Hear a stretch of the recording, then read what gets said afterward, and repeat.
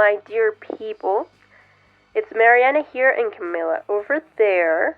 Don't worry, you'll hear her later on. And welcome to our brand new fantastic video of learning how we learn. Today we are going to be talking about Stephen Krashen and one of his language acquisition theories. Now, for those of you who have absolutely no clue who Stephen Krashen is, he is an American linguist and educational researcher from the University of Southern California. And he theorizes by differentiating in between learning and acquiring a second language. This is essentially the main base for pretty much every single theory and hypothesis that he almost has ever done. To Krashen, second language learning is a conscious process in which a learner willingly and voluntarily interiorizes information regarding a second language. This can be often seen in grammar learning. You get to know structures and rules behind it, being able to comprehend them and explain and talk about them later on. While second language acquisition is understood as a subconscious process in which a learner interiorizes information through exposition to it, and by using it in different contexts without conscious thought regarding rules or grammatical structures of this language. This can be often seen in conversations. You are not thinking about grammatical structures or rules while you're talking with your friends or your family. This is also considered often how children first learn languages, because they have been exposed to them for so long that they start to pick up things about them and build them by themselves as they grow up. Now, Krashen's theory of second language acquisition is what we are going to be talking about today, or rather a part of. See, in this theory, he establishes 5 different hypotheses through which second language acquisition can happen. These are: the acquisition learning hypothesis states that it exists a distinction between 2 independent systems, acquiring and learning a language. Acquisition is an informal and unconscious process. Meanwhile, learning is a conscious process and requires knowing beforehand a language. In the monitor hypothesis, Krashen states that when people talk or write in a second language, they only produce the language they have acquired and not the one they have learned. In this hypothesis, Krashen declares that learning is very important because as a result, people can monitor the language that they produce. The affective filter hypothesis embodies Krashen's perspective that believes that several affective variables play a favoring role in second language acquisition.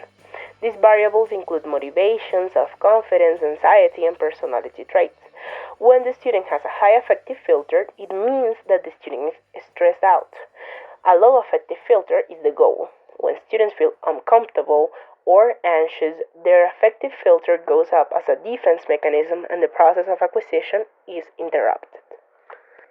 The natural order hypothesis states that the acquisition of grammatical structures follows a natural order, which is predictable. For a given language, some grammatical structures tend to be acquired early while others late. This natural order seems to be independent of the learner's age, L1 background, and conditions of exposure. And finally, the most popular hypothesis of all 5, the comprehensible input hypothesis. Today, we are focusing on the input hypothesis, or as it is often referred to, the comprehensible input hypothesis. What does this consist of exactly? Well, the comprehensible input hypothesis parts from the question, how does a student in a certain stage or level progress onto the next one? How to move from stage I, which is the current competence or the comprehensible input, to I+1, which is the next level or stage. Krashen argues that the input received by the student must not only be comprehensible but also slightly beyond the student's current level of competency, which in turn means that the student acquires and further builds their second language by comprehending the extra content through context, knowledge of the world, or any other tools that they may have instead of relying on formal learning of the structures and rules characteristic of the grammar of the second language.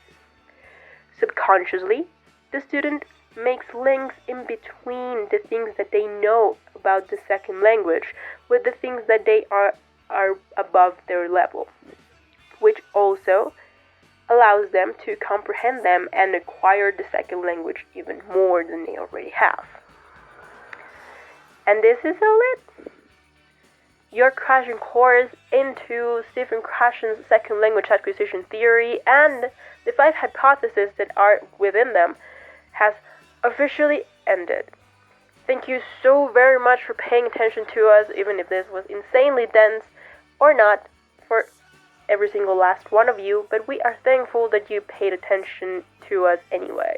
And do not forget, props to Nadia, Nuri, Cindy, William, and whoever else had a hand in teaching us this stuff. What untraumatized the students would we be without them, really? Gotta thank them for that, right? Again, thank you, and we will see you the very next time.